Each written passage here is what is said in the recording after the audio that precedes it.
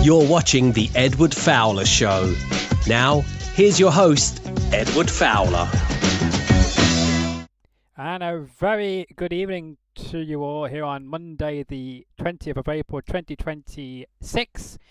We are live as live can be. We are joined by an international touring musician who is, well known for his powerful instrumental tracks and great pieces of music. So without further ado, please welcome to the show, with the help of my guest, to introduce himself, because I know for a fact I will mispronounce his whole name. Please introduce yourself. Thank you very much for the introduction. My name is Nadav Tabak. It's very nice to meet you, by the way, and I do appreciate your time this evening to speak to myself. When it was brought to your attention that I was interested in having you on my show tonight, did you then check out this show just to make sure that your management team were thinking on the right tracks of bringing you the right opportunities to promote yourself and your amazing music to my audience? Yeah, for sure. I mean, as far as management team, it is very small. It is myself and my wife who manages the booking side of things. And so, yes, I saw your channel and I thought, you know what, it could be fun to have an interview. It's a good time. I've released obviously new music, and yeah, it's always good to chat with different people. Good. Because I was, because you mentioned very small. We appreciate that declaration here on the show. But I mean, obviously, yourself and your wonderful wife know what they're doing, with the help of, as well, who actually brought this to my attention, was a gentleman of the name from Terry from Yeah, Terry from Cannonball. Cannonball. Yeah. Yeah. He seemed like a top bloke. Yep, Terry's great. Terry's Yeah. great. Worked with him before, and yeah, have nothing bad to say. So Yeah, no, absolutely. Well, I'm not here. I'm not here to get you to say anything bad about me, but because that will lose me potential guests as well. I was just wanting to give them a shout out, so much appreciated. But I'm glad you checked out my content, and I'm glad you're here this evening. Was there anything in particular you saw of interest when you were snooping on my channel? To your no, I watched a couple of like brief interviews just to get a feel of for yourself, and Yeah. just a general overall just vibe. Yeah. Yeah. Well, I'm hoping it's a very good vibe, and hopefully our conversation will reflect those previous chats you've seen on this channel. But let's talk about your new music, because I have tagged your YouTube channel in my description, by the way. So for anyone who's watching this on demand, or if you're listening to this, I urge you to go to youtube.com/Edward Fowler and go to my description of this video, because you will be able to go to my guest's channel to check out his fantastic work. But you released some new music, or you released Electric Roots, a powerful instrumental journey blending driving electronic trance with raw organic instrumentation, and we launched that channel in my description. But go just from that, tell us more about that. How did you come up with that concept, and give us a bit of a teaser of what my audience can see from it if they go to your channel. Yeah, look, Electric Roots is really it comes from a blend of things. So it's actually the first single off an EP that I'll be releasing called Between Worlds. And it's really kind of where I am musically and in my life. I am between worlds, between a bunch of different things. And the genre itself is something that I've kind of really fallen in love with, blending these kind of electronic elements, of trance, but with more organic side of things.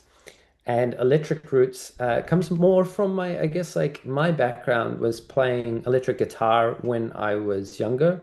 So my first 10, 11 years was electric guitar, listening to classic rock and things like this and heavy metal. And then, sometime in my like mid-20s, it went really towards the full kind of Spanish classical guitar mix and still blending things. And yeah, Electric Roots is a good kind of blend again of different elements. I guess what's really cool about the music video itself, we managed to get an amazing fire spinner while we were traveling in Australia. Her name is Sophie Lavari, and she did an absolutely amazing job doing that. We filmed it in her back garden, Wow. and obviously a back garden in Australia is more like a jungle.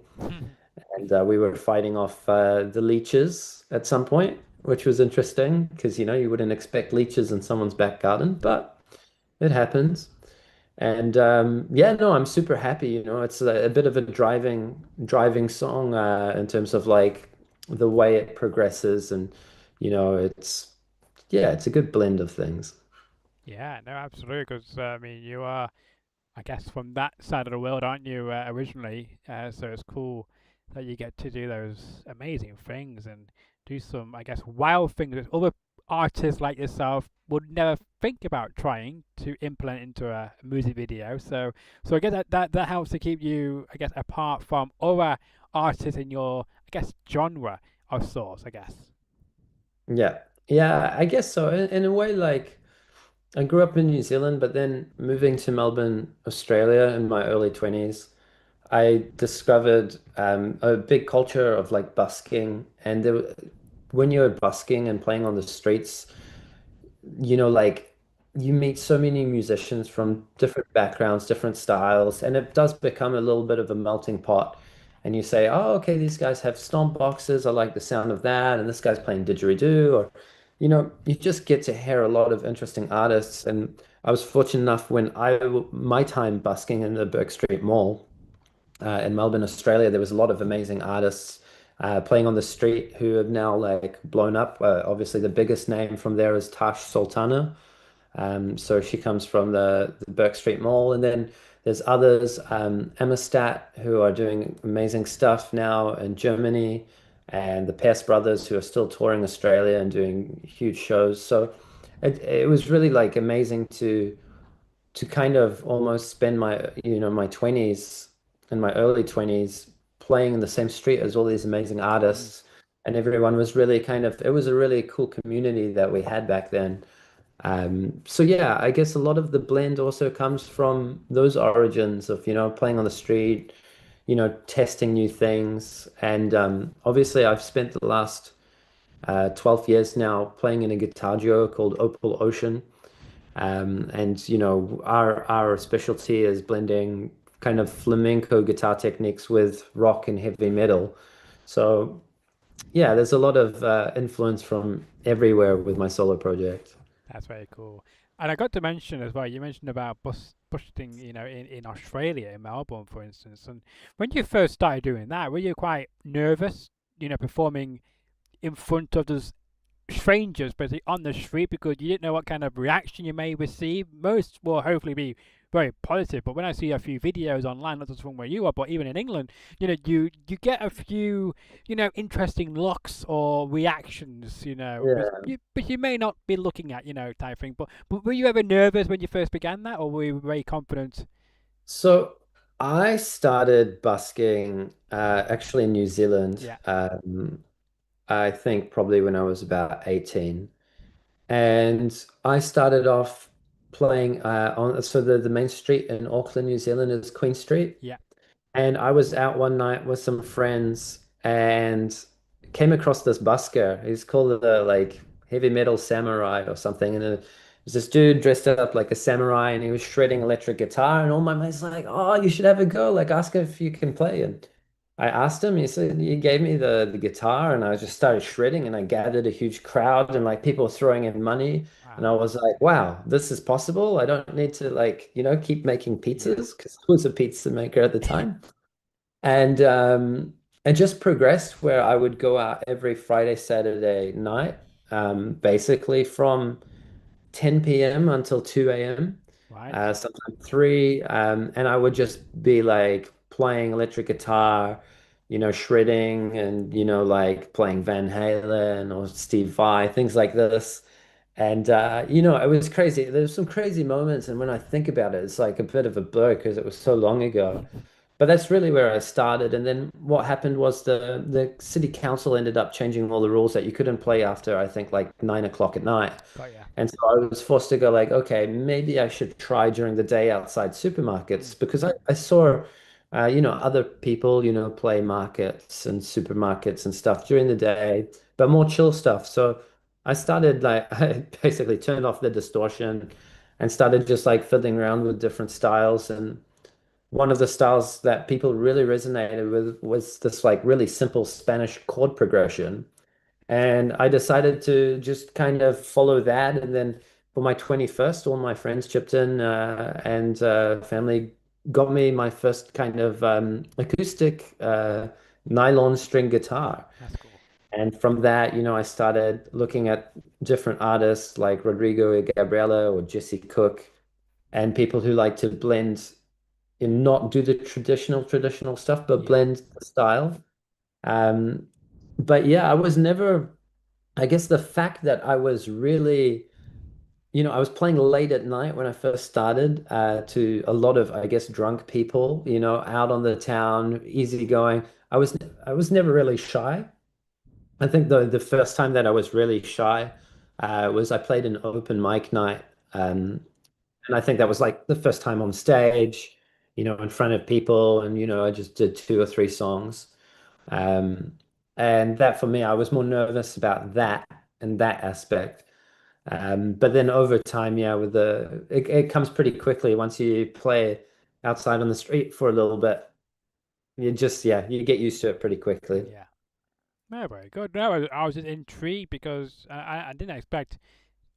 'Cause I see people doing it during the daytime, obviously, but I didn't expect it to be something that late at night because that's an interesting crowd you could attract between those I, times, you know.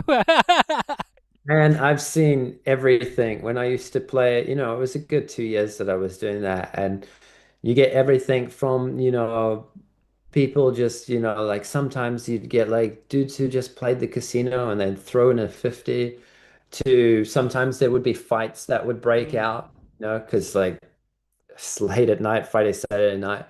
But the cool Yeah, thing you is, get it. like in New Zealand, like some of the islanders, they're big guys. And Yeah, what's cool is like whenever there was a fight that would break out really close to me or something, they would like step right in front of me, like be like, "Oh, don't worry, we got you," that's like good. don't worry about your gear and stuff. I never felt, in danger. Yeah. Whereas, funnily enough, when I moved over to Melbourne and playing the Burke Street Mall, Mm. it doesn't matter what time of day you were playing, there was always some really like, some drugged up people and some people that on meth and yeah, it was really bad. And even now when I visit, I'm still like, wow, there's such a big problem in Australia with some of those substances. But yeah, I guess everywhere, every place has its own little problems. Yeah, no, that's very true, and we don't get to hear much from the Australian, media or even New Zealand media. It's very down low. We only hear the worst type of crime. We only get to hear about those, but that kind of issue we don't really Yeah, like look, on a well-known basis. Like we get a lot from American news, and yeah, Europe, but Australia news for some reason I don't know why, but it's always very kept down low from us. That's just my perspective, and that's fair enough, and that's a great way because if we know more about these issues and such, then it might stop people from wanting to go to those countries to either go for holidays or even move there permanently, mightn't it? yeah. Look, I mean, to be fair, like from where I've been, every major city in the world Yeah, has issues. yeah. I No, mean, no country's perfect. no country's perfect. Though I've been to some really interesting countries, which like I guess crime rates are low for specific reasons. But when it comes to, I mean, Australia, you have everything deadly there, not just the people. You have snakes, spiders, all those stereotypical things. But it's also still one of my favorite places in the world, just for traveling. I still have a van over there, and every year we travel back and we travel around Australia a bit just to reconnect with nature and the people. No, I couldn't recommend it enough, No, no, really. because there's some beautiful places and Yeah. and there's a lot to explore in Australia, and it's so massive as well, isn't it? It's huge. It is, yeah, it's another planet for sure. Yeah. And then, of course, when you decide to make that move from New Zealand to Australia, I mean, were you were you quite surprised of how, I guess, huge Australia was compared to New Zealand, or maybe not? I mean, you kind of think, okay, it's a big place, but then when you really go over there, you realize like it's massive. Mm. And especially even more so when you start traveling outside of the major cities. I mean, like you go between like Melbourne and Sydney, you've got like 8, 9 hour drive if you're Wow. just taking like the motorway route. Yeah. If you want to go like from Perth to Melbourne, you've 40-hour drive. Um, you know, so I've done that. I've done the Nullarbor at and I've traveled up and down the East Coast as well quite a few times, as far as up in the Daintree and even further for some festivals, really far north. So it's a huge country, but it changes a lot because it is so wide and so tall. You've got so many different climates. It's, obviously you've got the central desert and the arid climates, but also you have everything from tropical to subtropical to, like highlands. It's really incredible to see all that different type of nature and ecosystems in one country.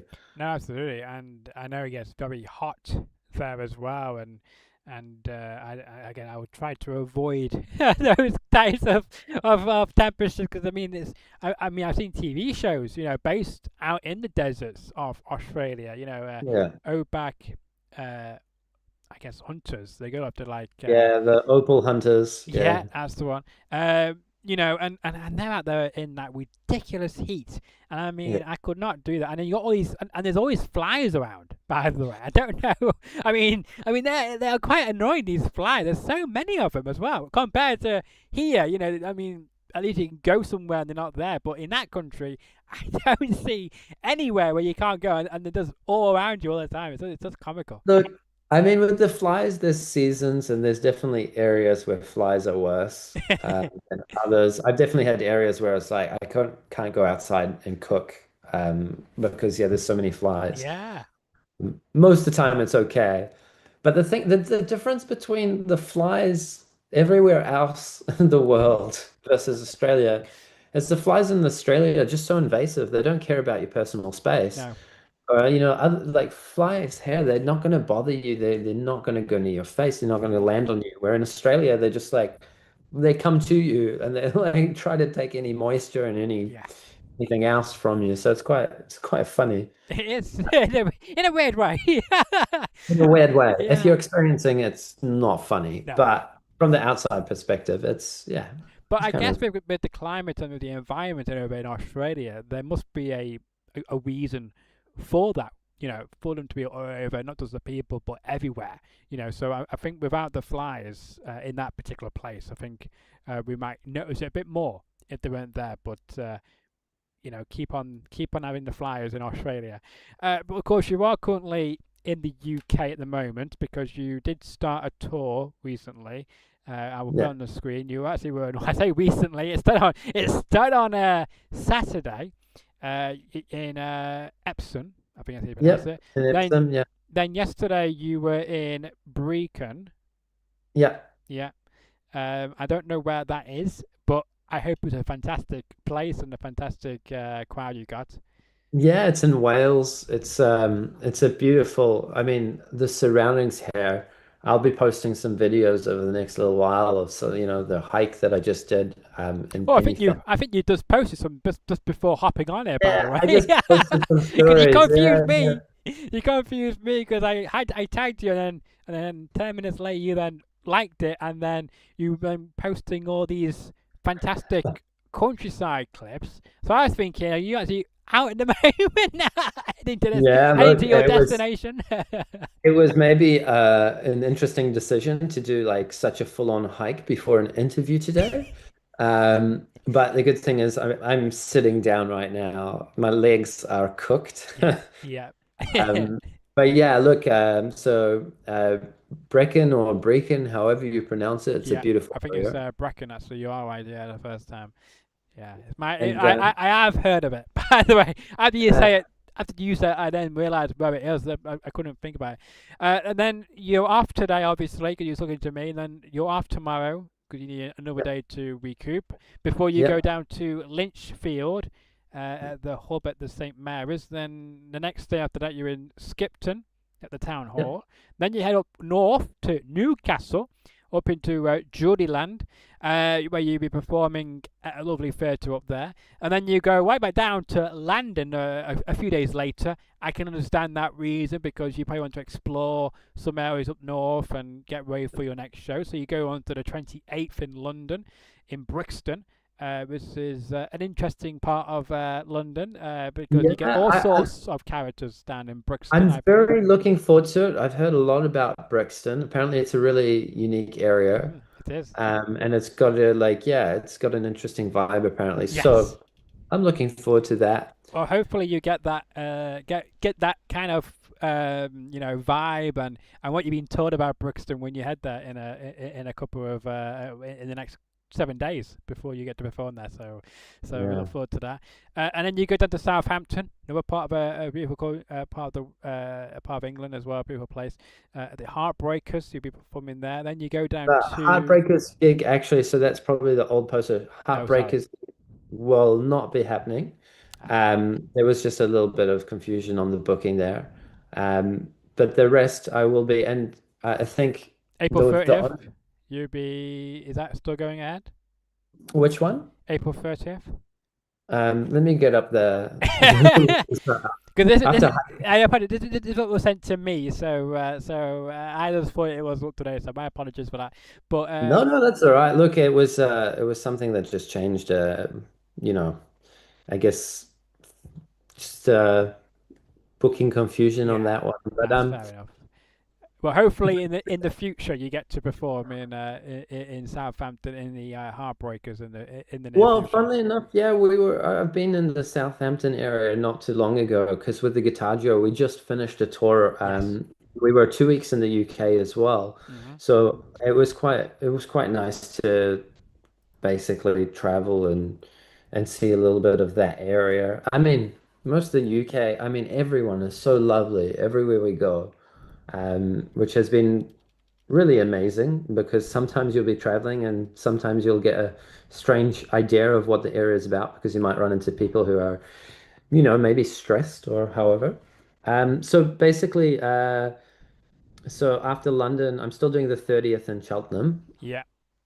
Let me And just. I found the new graphic. I found it on the internet. Let me just.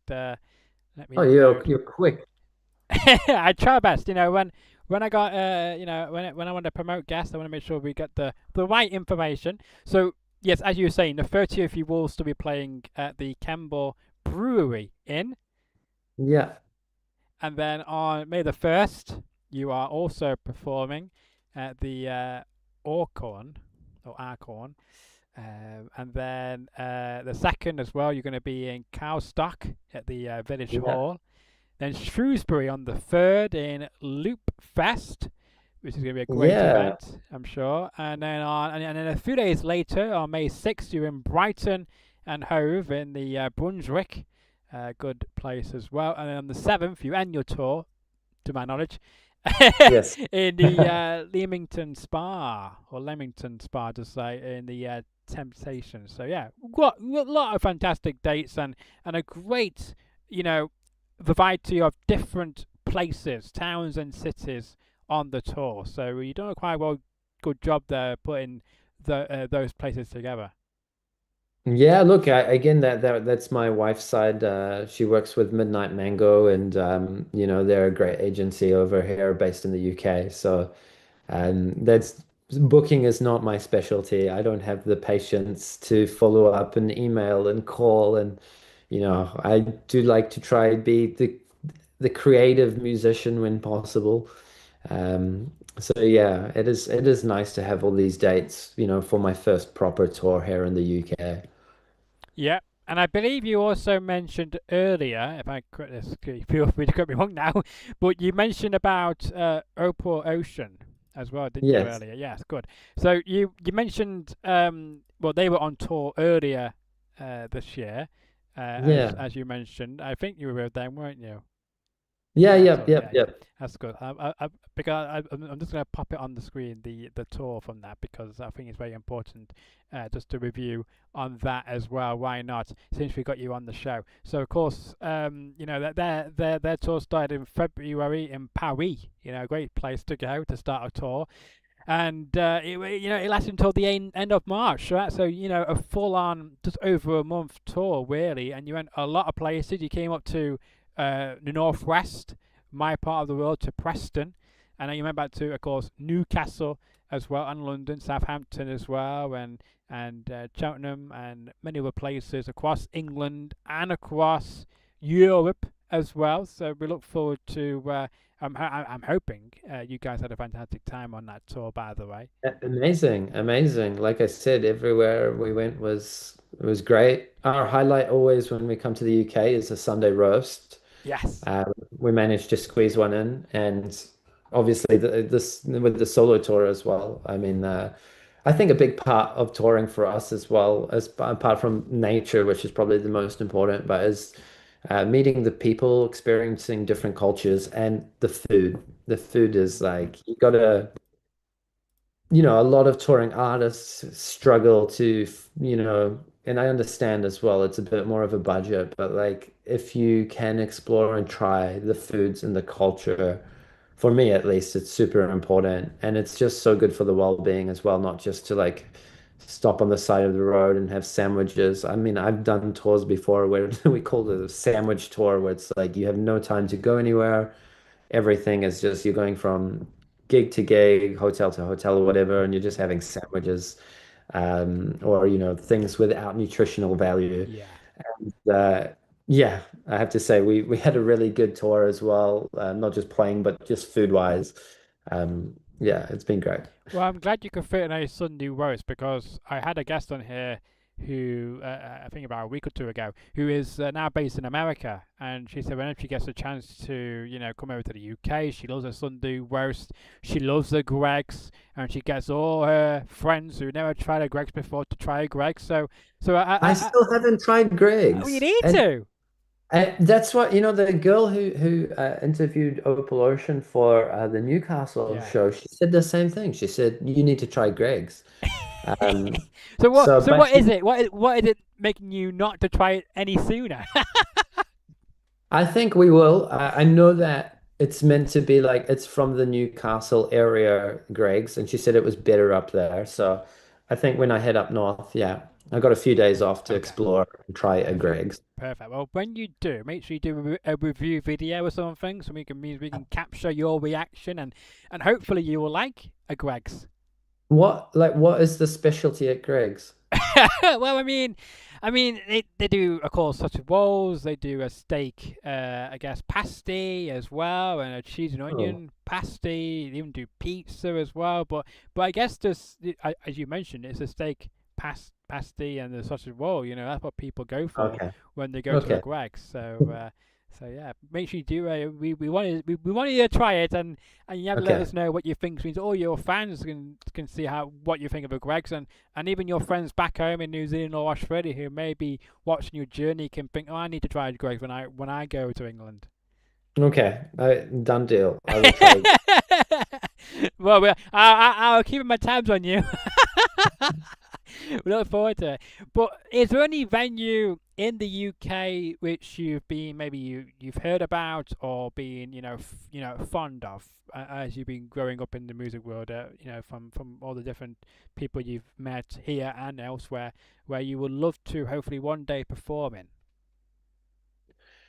Yeah, UK venues. Um, is it Carnegie Hall? Yeah, Yeah, that's one that's popped up in my mind. There's another one. I mean, there's some amazing venues in the UK.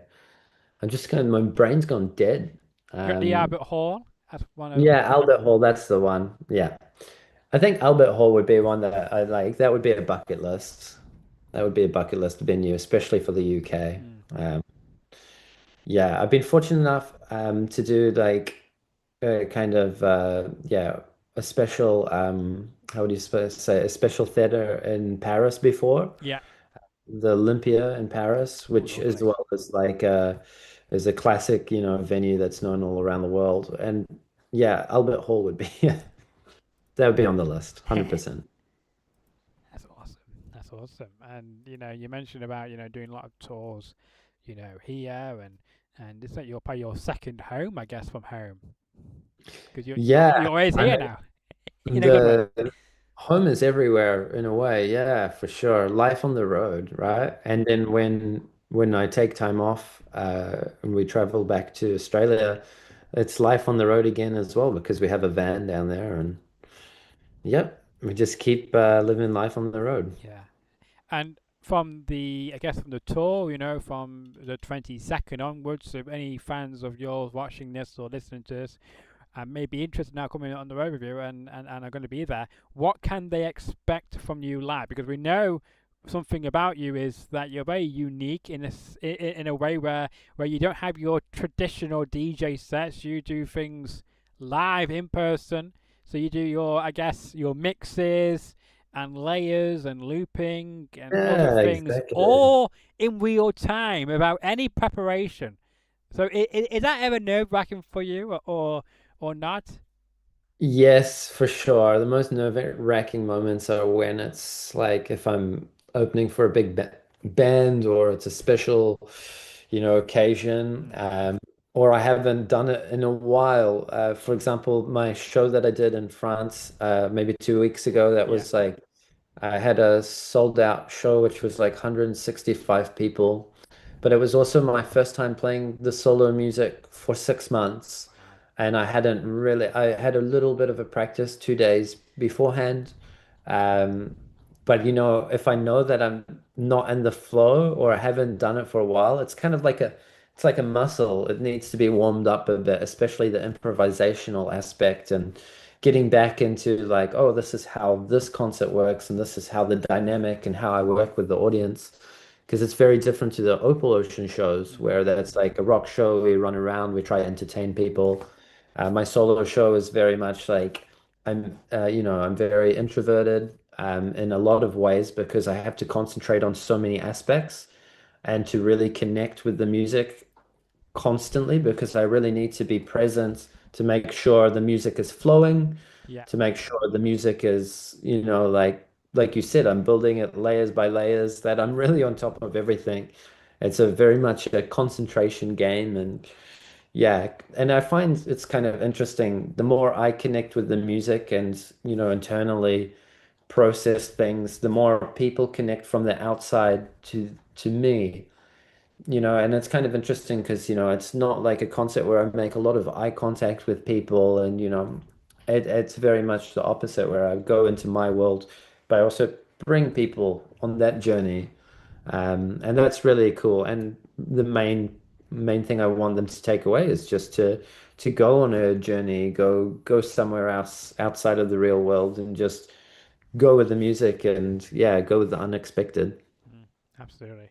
I do apologize as well. I don't know if you can hear it or not, but there is a helicopter circling where I live at the moment. So I I don't can know if hear that's being no picked up or not. helicopter. Oh, good. And I cannot hear any Oh, good. helicopters. That's good. That's fine. I just want to point out in case people can pick up a weird noise going in the background. It's just because there's a helicopter circling my area. Hopefully, it's not looking for me. Let's just put it that way. I hope I'm not being as we're raided, as they say in the stream room. But it's very loud, so I do apologise on my end if I am distracted by that. But yeah, so what can fans expect from you? Any surprises on this tour then? Yeah, heaps of surprises. I'll keep them a surprise. Yeah, please do. We like teasers. So you And just give me teasers and then you can line them up at the location because otherwise people can be squared if they don't come out to support you. yeah, look, I think the main thing is, I do like to create things on the spot. So every night I do ask the audience for some participation, especially when building some of the songs. So I do create a lot of improvisation every night. So every concert is unique in the sense that I don't know what's going to happen, and neither does the audience. I do have my standard songs, and I'll Yeah. play, songs like Electric Roots, which has just been released. I will play that, but again, it's a live version. It's got its own, it's its own beast. It's got its own flow. So yeah, look, every night is unexpected. It's, like sometimes it's full of laughs and quirkiness, and sometimes it can be very intimate and, go quite deep. So I think it's a night that you should go into without expectations. Love it, and that's what this show's about. This show's the same because it's unpredictable on this show.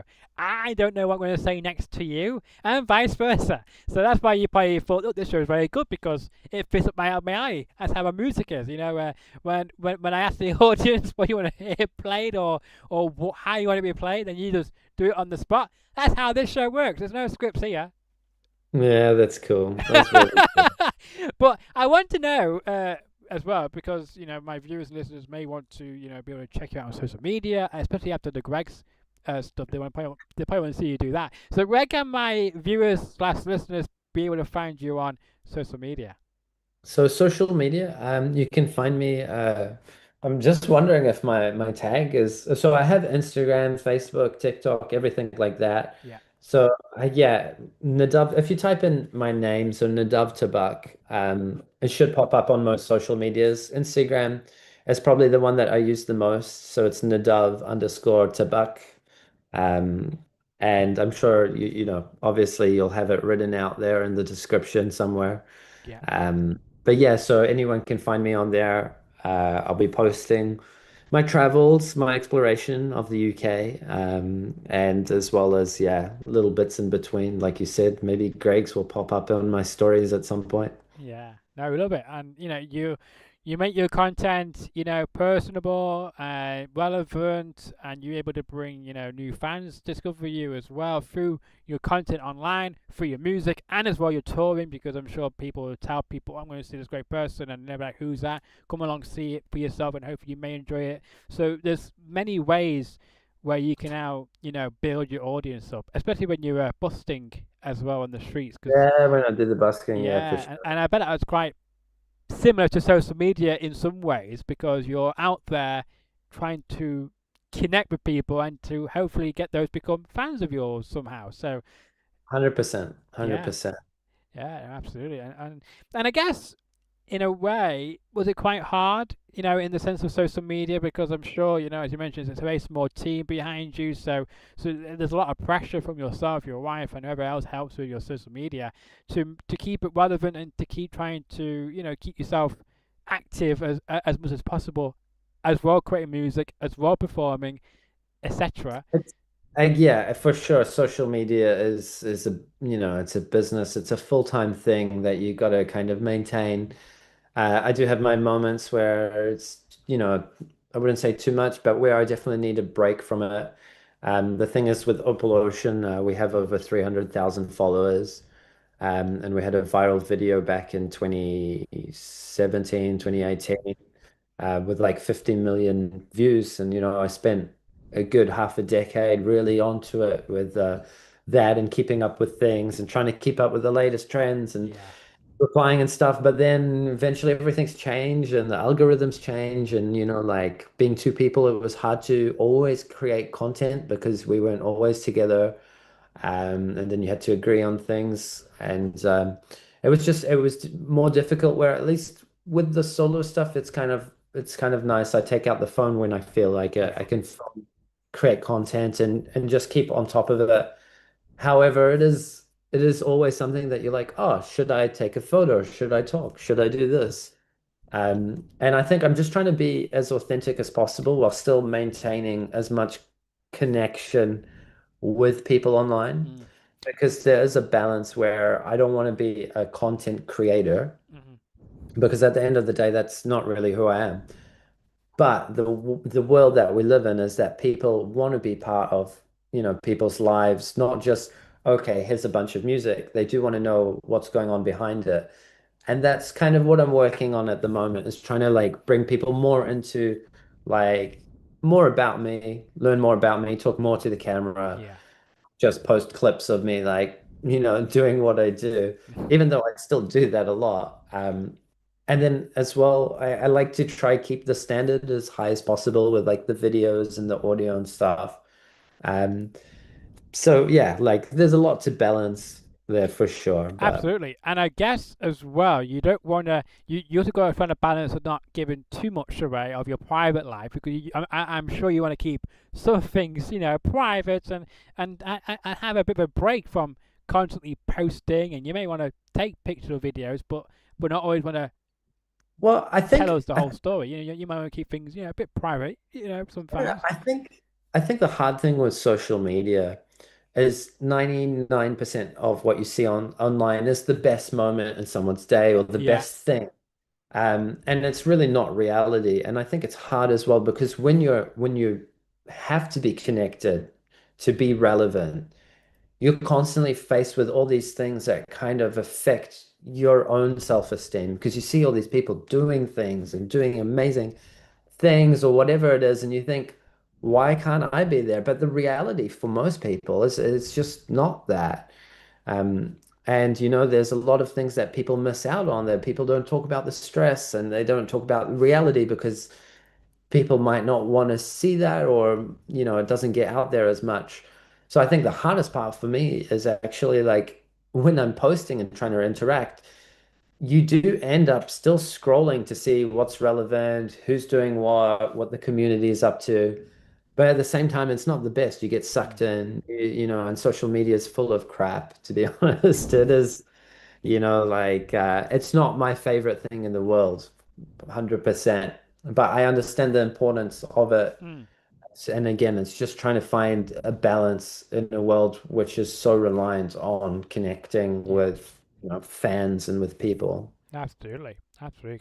I can't disagree at all in that statement of yours.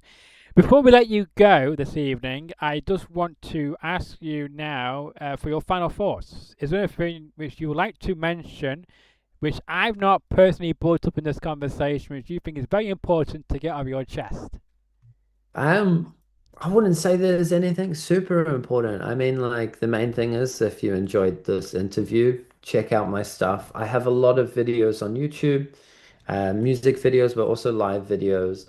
I am going to be releasing more content coming up because I have some music videos that I filmed in Australia for some of the other songs I'm going to be releasing over the next few months.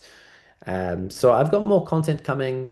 And obviously, if you're based in the UK, check out the stuff. And if you like it and I'm coming near you or in the area, definitely like, yeah, come to a show. I'd love to see the people out there. Obviously, I understand as well, fuel prices are ridiculous. Cost of living in most places in the world is just like unbearable. But I really do appreciate the people who come out, and I know they won't regret it if they come to a show.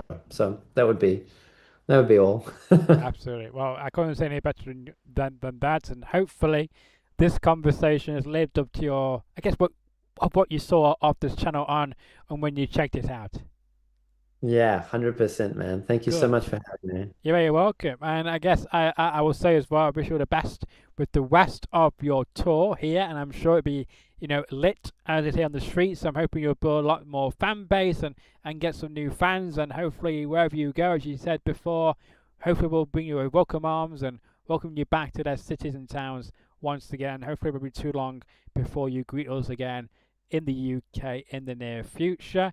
Where can fans catch you after the UK tour? Are you heading anywhere else after the UK tour?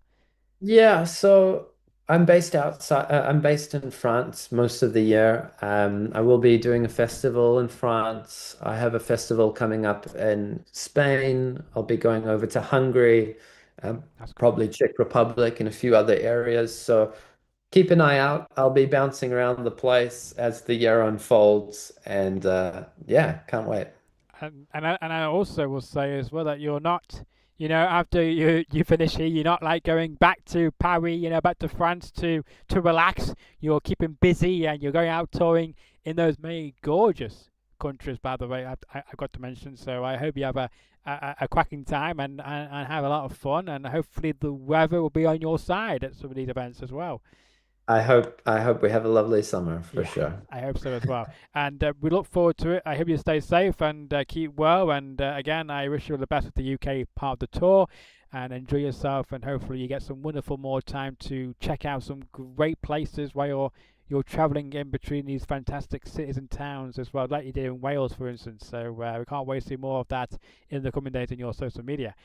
If you enjoyed this episode and want to see more of my great content, all you have to do is smash the like button, share the video around, tell everybody about this video, about how great my guest is. Check out his music. Again, the tag of his YouTube channel is in the description below. It will not be removed after this video. It'll be there until this video is ever removed, which I very much doubtful it will, because again, we've not done anything to break the rules here on YouTube.